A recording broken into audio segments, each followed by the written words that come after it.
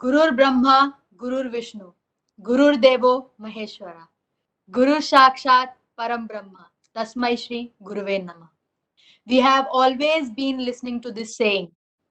और गुरु हमारी लाइफ में माता पिता के बाद सबसे ज्यादा इम्पोर्टेंट होते हैं और गुरु हमें आगे बढ़ने के लिए हमारी एक छड़ी की तरह हमारे काम आते हैं.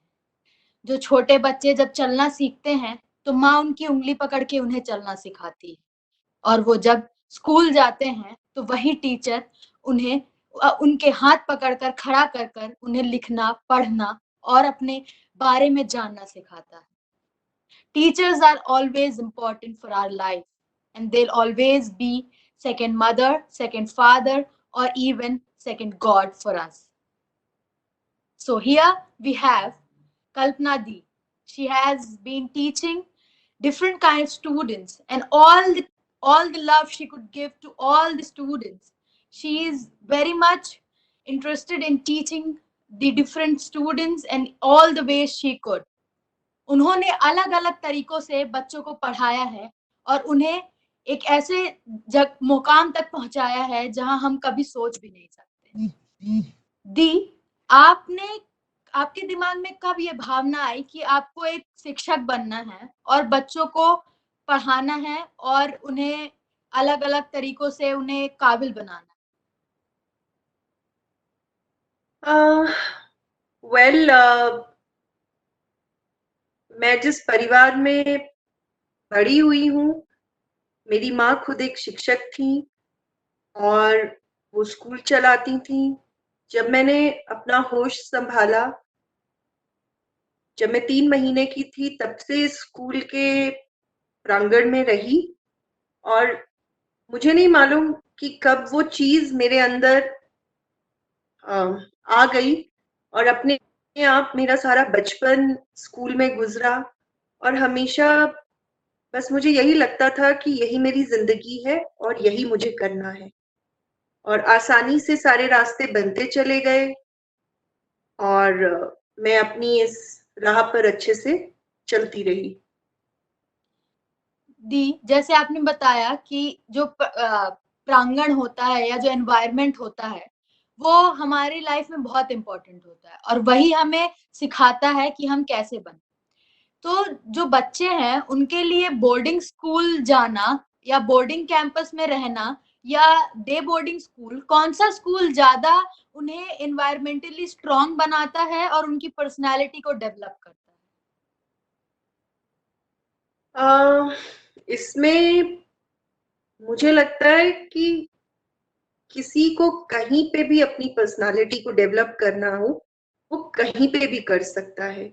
चाहे वो एक बोर्डिंग स्कूल हो या डे बोर्डिंग स्कूल हो या होम स्कूलिंग हो, वो कहीं पे भी अगर उसे पर्याप्त एनवायरनमेंट मिलता है, अगर वो एनवायरनमेंट उसके लिए सही है, तो बच्चे का विकास कहीं पर भी हो सकता है. अब इसमें ये नहीं है कि बच्चा अगर बोर्डिंग स्कूल में पढ़ेगा तो ही वो अपने आप को बहुत अच्छे से विकसित कर पाएगा और उसकी पर्सनालिटी डेवलप होगी. अगर किसी बच्चे को एक बहुत अच्छे से होम स्कूलिंग भी दी जाए तो भी उसकी पर्सनालिटी डेवलप हो सकती है. अगर किसी बच्चे को किसी भी प्रकार से शिक्षा ग्रहण करने की इच्छा उसके अंदर शुरू से डाल दी जाए और वो किसी स्कूल का हिस्सा ना बने, पर फिर भी वो जिंदगी से अगर सीखता चला जाए तो भी वो अपने आप में एक पर्याप्त रूप से अपने आप को विकसित कर सकता है और समाज में बहुत अच्छे से कंट्रीब्यूट कर सकता है. तो जरूरी नहीं है कि एक स्कूल का टैग होना किसी बच्चे की पर्सनालिटी को डेवलप करने के लिए जरूरी है. It can be anywhere and it can be by any means. Like you have talked about home schooling और अभी इस कोरोना के समय सब लोग ऑनलाइन क्लासेस अटेंड कर रहे हैं और ऑनलाइन क्लासेस में कुछ लोगों को दिक्कतें आती हैं समझने में या कुछ लोग अच्छे से समझ पा रहे हैं, कुछ बच्चे शरारती भी होते हैं तो वो वर्चुअल बैकग्राउंड लगा के गायब हो जाते हैं या कुछ माइक ऑन करके मस्ती करते हैं या उसमें चैट करते हैं. तो आपके लिए क्या चैलेंजेस आए ऑनलाइन क्लासेस को लेकर और आप कैसे उसको मैनेज कर रहे हैं? मुझे लगता है कि ये एक अपॉर्चुनिटी है चैलेंजेस हैं, चाहे वो टीचर्स के लिए हैं, पेरेंट्स के लिए हैं, बच्चों के लिए हैं, हर शेड्स के बच्चे हैं। बिल्कुल आपने सही कहा कि बहुत तरह से बच्चे मिल रहे हैं जो गूगल सर्च के माध्यम से कहीं पर अपनी जिंदगी को खो भी सकते हैं और बहुत सारी इस तरह की चीजें कर रहे हैं कि गेम्स खेल रहे हैं, पैरेलल क्लास चल रही है तो वो अपना कैमरा ऑफ करके कुछ और कर रहे हैं। बट मुझे ये लगता है कि ये एक ऐसी अपॉर्चुनिटी है जिसमें इंडिपेंडेंट लर्निंग का एक सीड बोया जा सकता है। और जब हम बच्चे के अंदर इस माध्यम से, ऑनलाइन लर्निंग के माध्यम से जब हम ये डाल देंगे और बच्चा ये समझना शुरू कर देगा कि बस ये मेरी सीमा है, इसके आगे मुझे नहीं जाना है, मुझे इंटरनेट या सोशल मीडिया से मिसलीड नहीं होना है। और टीचर्स जो हैं वो बिल्कुल भी रेप्लिकेट तो कर नहीं सकते हैं क्लासरूम को ऑनलाइन मीडियम पे, वो केवल एक गाइड बाय द साइड रह सकते हैं, एक फैसिलिटेटर की तरह रह सकते हैं। तो उस माध्यम से जो बच्चे के अंदर लर्निंग होगी इस ऑनलाइन माध्यम से, जो हो भी रही है, जो मैं अनुभव भी कर रही हूँ, वो ये है कि मतलब इन सारी दिक्कतों के बाद बच्चे एक इस लेवल पे आ रहे हैं जहां पर वो ये समझ रहे हैं कि यस, ये मेरी जिम्मेदारी है और मुझे इतनी ही अपने आप को स्ट्रेच करना है और मुझे इस तरह से आगे बढ़ना है। और ठीक है, बच्चे गिरते हैं, गिरकर ही उठते हैं, तो वो गिर भी रहे हैं, वो शरारतें भी कर रहे हैं, बट साथ में वो अपने लर्निंग का चार्ज भी ले रहे हैं। और ये प्रोबेबली एक real face to face interaction में, जब हम स्कूल की बात करते हैं, वहां पर ये संभव नहीं था, बट इसे एक अपॉर्चुनिटी में कन्वर्ट किया जा सकता है और मुझे लग रहा है कि ये एक अपॉर्चुनिटी में कन्वर्ट हो रहा है। जी, बहुत ही अच्छे से बताया कि कैसे हम कठिनाइयों को खुशी में बदल सकते हैं या कठिनाइयों से कुछ सीख सकते हैं। उसी तरह दी लर्निंग डिसेबिलिटी को हमेशा एक टाबू माना गया है या उसको साइकोलॉजिकल डिसऑर्डर की कैटेगरी में डाल दिया जाता है। But learning disability is not that harsh, और इतना कोई उसमें बुराई नहीं है कि बच्चों को जो अलग तरीके से ट्रीट करने लग जाते हैं लोग कि तुम्हें ये नहीं आता, तुम ये ऐसे नहीं बोल पाते, या तुम लिख नहीं पाते, पढ़ नहीं पाते। तो उनके अंदर एक ऐसी भावना कैसे आए, वो अपने अंदर कैसे मोटिवेशन लाए कि वो दूसरों मतलब जो बच्चे अच्छा कर रहे हैं उनके साथ मिलकर कैसे आगे बढ़ सकते हैं। सबसे पहले तो मुझे ऐसा लगता है कि हमें ये शब्द का इस्तेमाल ही नहीं करना चाहिए एज लर्निंग डिसेबिलिटी। हमें ये कहना चाहिए कि डाइवर्स लर्नर्स हैं। जैसे हमारे उंगली का थंब प्रिंट हर व्यक्ति के लिए अलग होता है, उसी प्रकार से हर बच्चे का, हर इंसान का, हर व्यक्ति का माइंड प्रिंट अलग होता है।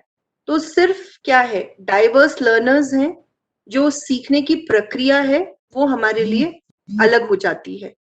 बट प्रॉब्लम ये होती है कि हम एक ही तरीके से खाना परोसते चले जाते हैं और हम ये चाहते हैं कि हर एक बच्चा उसी प्रकार से सीखे जैसे हम उसे सिखाना चाहते हैं, बट हम उसे वैसे नहीं सिखाते हैं जैसे वो सीखना चाहता है। अगर इस एंगल में एक ट्विस्ट ले लिया जाए तो मुझे नहीं लगता है कि एजुकेशन में कहीं पर भी किसी को कोई भी दिक्कत आएगी। और हम अगर अपने आप को फ्लेक्सिबल करेंगे, बच्चे के अनुरूप चलेंगे, तो हम आराम से इस रास्ते में बहुत ही अच्छे से चल सकते हैं। अब जैसे आपने बोला कि इसको एक टैबू समझा जाता है, तो बिल्कुल सही बात है कि ये एक डेवलपिंग इशू है और स्पेशली हमारी जैसी एक डेवलपिंग इकोनॉमी में, डेवलपिंग नेशन में अभी इसके लिए इतनी कॉन्शियसनेस नहीं है। हालांकि अब अगर हम देखें तो पिछले 5-10 सालों में हमारे जो बोर्ड्स हैं, जो एजुकेशन बोर्ड्स हैं, उसके अंदर अब काफी ज्यादा ट्रांसफॉर्मेशन आनी शुरू हुई है। वो लिबरल होने शुरू हुए हैं, उन्होंने इस चीज को समझना शुरू किया है और इंक्लूसिव मॉडल को अपनाया है कि किसी भी बच्चे को चाहे कुछ भी हो जाए, उसे आप बाहर नहीं निकाल सकते हैं किसी शिक्षण संस्थान से। हमें उसे शिक्षा देनी ही है, और हमें उसे अलग से बिठाकर शिक्षा नहीं देनी है, बल्कि उसको एक इंक्लूसिव सेटअप के अंदर शिक्षा देनी है। दैट मीन्स कि वो उसी क्लासरूम का हिस्सा बनकर पढ़ाई कर सके। तो अब धीरे धीरे जैसे कि कॉन्शियसनेस बढ़ती चली जा रही है, और बहुत सारे एनजीओज हैं जो इसमें काम कर रहे हैं, और बहुत सारे लोग हैं जो इसमें कंट्रीब्यूट कर रहे हैं, बेशक वो एनजीओ का हिस्सा ना हो, बट वो इसके अंदर आगे बढ़ते चले जा रहे हैं, एक्सपैंड हो रहा है होराइजन शिक्षा का। तो धीरे धीरे इसके अंदर नजर आ रहा है कि एक शिफ्ट आ रहा है, और सब एक दूसरे को काफी ज्यादा एक्सेप्ट कर रहे हैं। बट ये जर्नी अभी भी उतनी आसान नहीं है।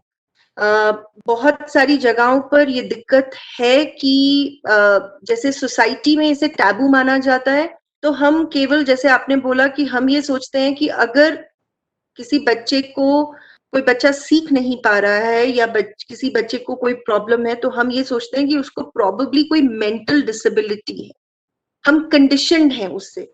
हमारे समाज में एकदम अगर हम ये बोलें कि ये बच्चे को लर्निंग डिसेबिलिटी है, तो एकदम हमारे एंटीनाज ऊपर उठ जाते हैं, और हम एक पिक्चर अपने कैनवस पे बना लेते हैं कि ये बच्चे को कोई मेंटल प्रॉब्लम है, which is absolutely very very wrong. जब तक हम उस लाइन से, उस पर्दे को नहीं हटाएंगे, उस स्क्रीन को हम नहीं हटाएंगे अपने आगे से, तब तक हम इस टैबू से आगे नहीं जा सकते हैं। और जिन लोगों ने इसमें प्रयास करना शुरू किया है, वहां पर इन बच्चों के लिए बहुत ही ब्यूटीफुल काम हो रहा है। बट जहां जहां सोसाइटी में अभी उस मास्क को हमने उठाया नहीं है, उस कंडीशनिंग से हम उठे नहीं है, हमने वो एक्सेप्टेंस नहीं ली है, वहां पर उन बच्चों के लिए, उन स्कूल्स में और बहुत सारी और जगहों पर उन बच्चों के लिए बहुत दिक्कत है। और इसी के साथ एक बहुत बड़ा पहलू और जुड़ा हुआ है, क्योंकि कॉन्शियसनेस का लेवल ज्यादा नहीं है, तो एक्सेप्टेंस पेरेंट्स में भी नहीं है।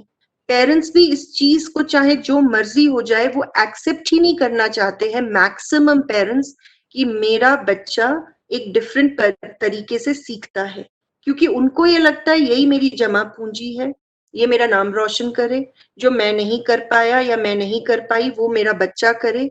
और उस चक्कर में वो उसको उसी ढांचे में फिट करना शुरू कर देते हैं जिस ढांचे में वो चाहते हैं।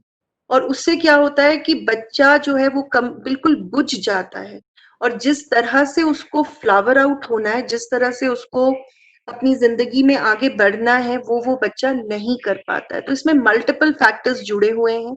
सोसाइटी में कुछ अच्छा काम भी हो रहा है, आगे के अगर हम देखें तो 1-2 डेकेड्स में शायद इसमें और कॉन्शियसनेस आएगी, और जो लर्निंग की प्रक्रिया है वो और ज्यादा ब्यूटीफुल होगी, और बच्चे मिलकर एक दूसरे के साथ काम कर पाएंगे, और एक दूसरे को स्वीकार कर पाएंगे।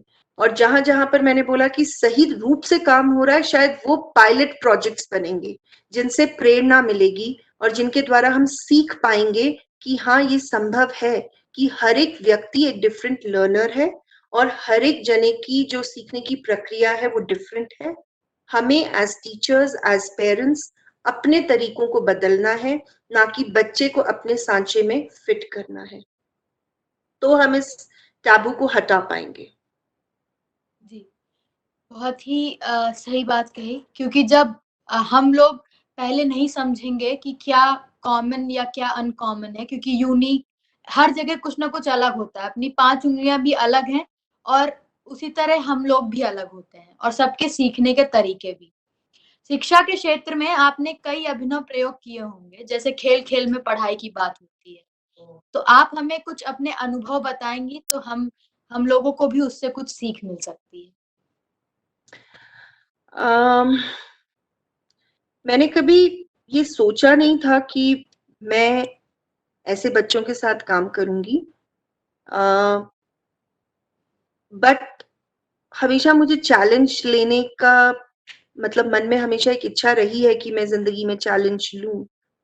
मेरी जिंदगी में खुद कुछ व्यक्तिगत, कुछ इस तरह की चीजें हुई, जैसे कि मेरा एक बच्चा है जो कि एक डिफरेंट लर्नर है, और उसकी वजह से मैं इसकी ओर खींचती चली गई। जब मैंने ये देखा कि मेरा जो बच्चा है वो और बच्चों की अपेक्षा सीख नहीं पा रहा है, और उस तरह से वो अपनी लाइफ में एंजॉय नहीं कर पा रहा है जैसे कि और बच्चे करते हैं और बहुत ज़्यादा जूझ रहा है।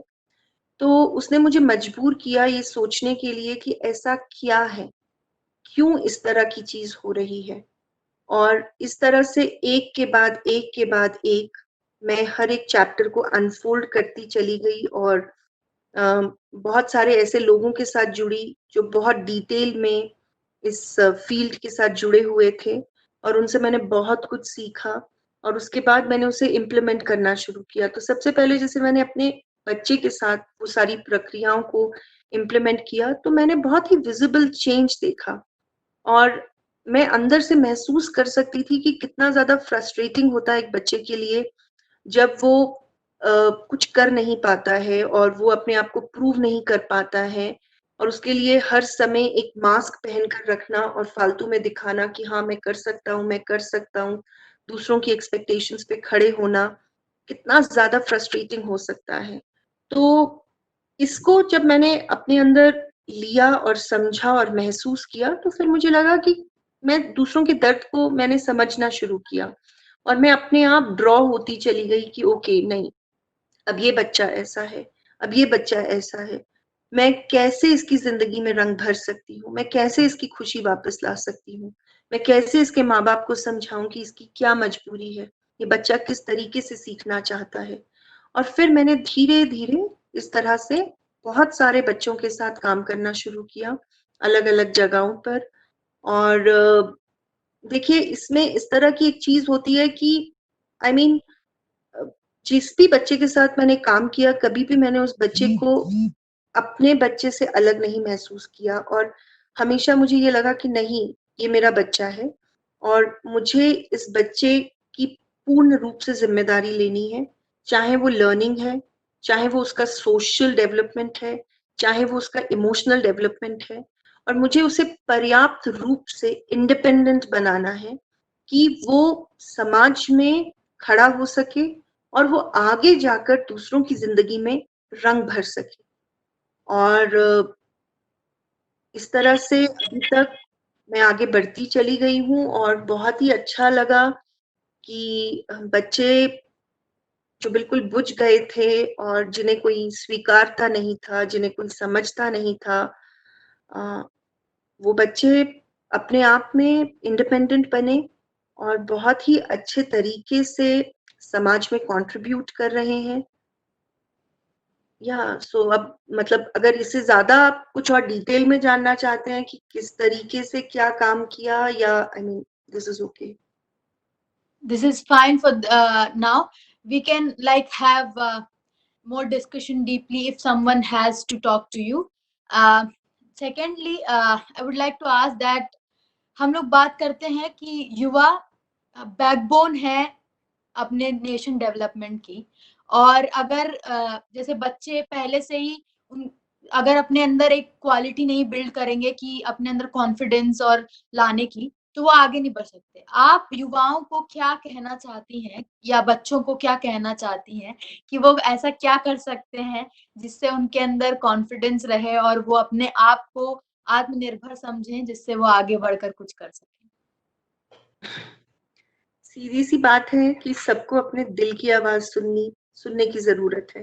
अपने आप को ट्रस्ट करने की ज़रूरत है और जो उनका दिल चाहता है उसको करें और 100% अपना पूर्ण उसमें 101% मैं कहूँगी 100 भी नहीं, 101% अपना हार्ड वर्क लगाएँ और जब हम अपनी दिल की आवाज़ सुनते हैं और अपना 100% लगाते हैं, तो अपने आप रास्ते जो हैं वो खुलते चले जाते हैं और बहुत सारी बाधाएँ आती हैं, हम भटकते हैं, बट हमें अपनी ज़िंदगी में जो हमारा युवा वर्ग है, उसे ये समझने की बहुत ज़रूरत है कि आपको अपने इर्द-गिर्द सही लोगों का ताना-बाना बुनने की ज़रूरत है। और जब भी इस तरह की कोई चीज़ आपके अंदर आए, आप भटक रहे हैं, जो कि स्वाभाविक है, हम भी भटके हैं और उसे हम शेयर करें, अपने आप को अकेला ना महसूस करें और अपने ऊपर अगर हम कॉन्फिडेंस रखेंगे, तो हम आगे बढ़ते चले जाएँगे क्योंकि सीधी-सी बात है कि एक गुब्बारा अपने रंग के कारण ऊपर नहीं उड़ता है, बट उसके अंदर जितनी ज्यादा हवा होती है वो उतनी ज्यादा ऊंचाइयों को छूता है। बट अगर हम अंदर से ही खोखले हैं और हमारे अंदर कॉन्फिडेंस नहीं है, अगर हमने अपने मन की आवाज नहीं सुनी है, तो फिर हम कभी भी आगे उड़ नहीं पाएंगे। तो गिरने से ना डरें, गिरकर ही हम उतने ज्यादा मजबूत बनेंगे। बट अपने दिल की आवाज को सुनते रहें, मेहनत करते रहें और आगे चलते रहें। और गिरना बहुत जरूरी है, नहीं तो हम किसी के दर्द को कभी समझ नहीं पाएंगे। जी। बहुत ही अच्छा।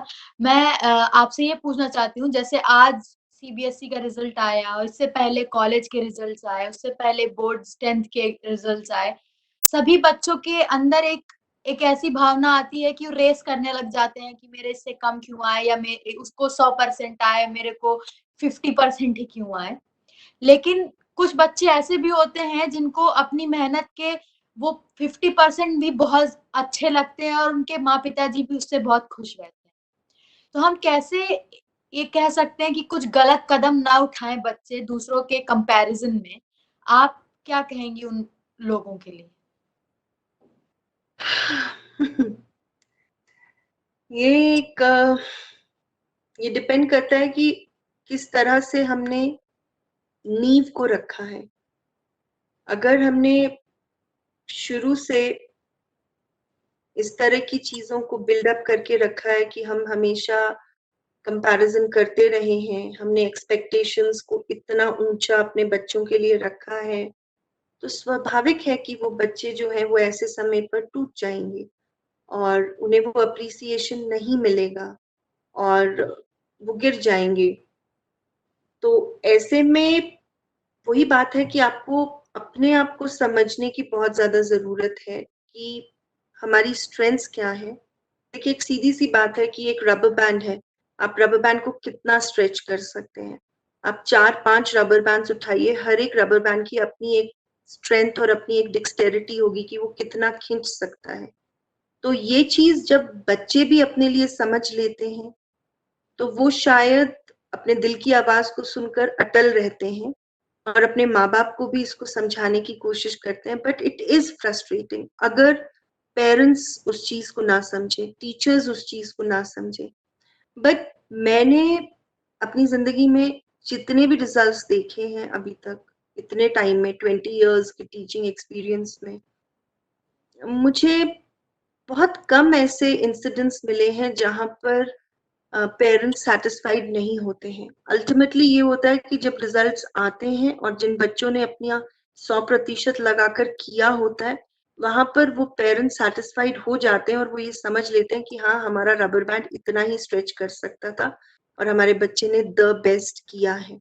बहुत कम ऐसे इंसिडेंट्स होते हैं जहां पर फ्रस्ट्रेशन होता है और बच्चा डगमगा जाता है, because it is a matter of luck and chance also many a times. But then there we have to hold people. तो अगर हमने सही ताना बाना बना रखा है और हमारे इर्द गिर्द सही लोग हैं, बेशक हो सकता है हमारे पेरेंट्स ना समझे, हो सकता है हमारे टीचर्स समझे, टीचर्स ना समझे, पेरेंट्स ना समझे, हो सकता है हमारे फ्रेंड्स समझें, तो सही ताना बाना बनाना बहुत जरूरी है अपने इर्द गिर्द, जो हमें उस समय वो स्ट्रेंथ दे सके। और बहुत सारे लोग ऐसे भी होते हैं जिन्हें कभी कोई नहीं समझता है, बट वो गिव अप नहीं करते हैं, वो खड़े रहते हैं और वो चेंज मेकर्स बनते हैं और वो एक वक्त आने पर समझाते हैं कि what was right and what was wrong. वो स्ट्रेंथ शायद अपूर्वा अपने आप उस समय अंदर आ जाती।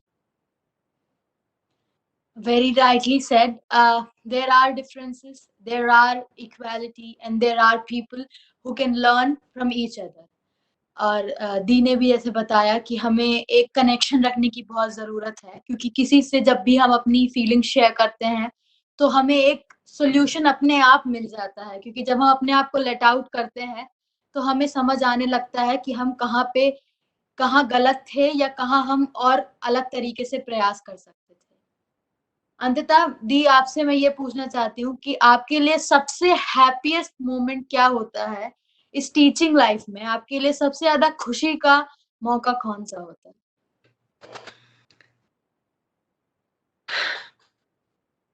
जब हम स्पेशल एजुकेटर्स बच्चों के साथ काम करते हैं तो वो हमारे लिए एक पौधा लगाने के समान होता है कि हमने एक बीज को बोया और फिर धीरे धीरे उसका पालन पोषण साल दर साल करते चले गए।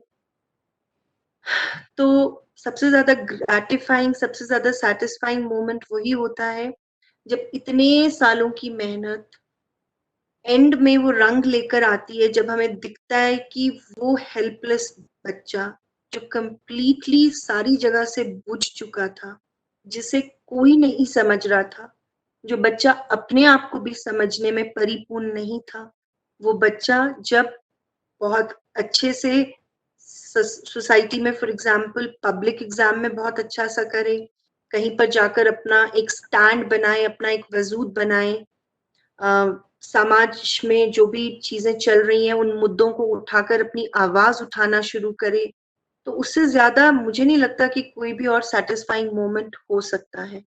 सो ऐसे कर कर बहुत सारे इस तरह के सेटिस्फाइंग मोमेंट्स होते हैं, ये है वो अल्टीमेट मोमेंट। बट इसके अलावा हर रोज हर दिन लाइक धीरे धीरे आप जैसे एक पौधा धीरे धीरे उगता चला जाता है, तो आप धीरे धीरे वो चेंजेस अपने उस बच्चे के अंदर देखते हैं। फॉर एग्जाम्पल बहुत सारे बच्चे ऐसे होते हैं जिनके साथ हम शुरू में काम करना शुरू करते हैं, वो इतने बुझे हुए होते हैं कि उनका आई कांटेक्ट नहीं होता है, उनके शोल्डर्स झुके हुए होते हैं, वो कभी हंसते नहीं है, वो बहुत ज्यादा फ्रस्ट्रेटेड होते हैं, किसी से कभी बात करना पसंद नहीं करते हैं। पर धीरे धीरे जब हम उनके साथ काम करते चले जाते हैं और हम देखते हैं कि ओके आई कांटेक्ट बनना शुरू हुआ, बॉडी लैंग्वेज चेंज हुई, बच्चे ने हंसना शुरू किया है, बच्चा अब खेलना शुरू कर रहा है, बच्चे ने गाना गुनगुनाना शुरू किया है, बच्चा अब इतने अच्छे से रिस्पॉन्ड कर रहा है, तो ये डेली डेली कुछ कुछ ऐसे मोमेंट्स होते हैं जो आप जैसे काम करते चले जाते हैं तो वो आपको दिखते चले जाते हैं रिजल्ट्स, तो फिर वो एक सेटिस्फाइंग मोमेंट होता है, वो एक वाव मोमेंट होता है कि yes we been able to do it, जो हम चाहते थे वो हमने किया। तो आज हम सब जानते हैं कि रिजल्ट्स भी आए हैं, everybody is happy about their results. एक समय मेरा भी रिजल्ट आया था और I was also very happy about my result because I did really good as I expected that I will get really bad marks, but if we're talking about the marks, so later I got good grades and my teachers were really happy, my parents were really happy, and I was more than happy. So it's not about how much marks we get, it's about how we perceive our personality, our hearts. And my teacher has always taught me that we shouldn't be footballs on people's leg, that कोई भी हमें लात मार के चला जाए और हमें फर्क ना पड़े। हमें अपनी गेंद खुद संभालनी है, अपनी डोर खुद संभालनी है, ना कि कोई और हमें कठपुतली की तरह आगे पीछे करता रहे। We should be in ourselves, knowing ourselves, and working for our family, our people. So thank you, Deep, for giving your time. It's my pleasure to talk to you. Thank you so much. Same here, thank you.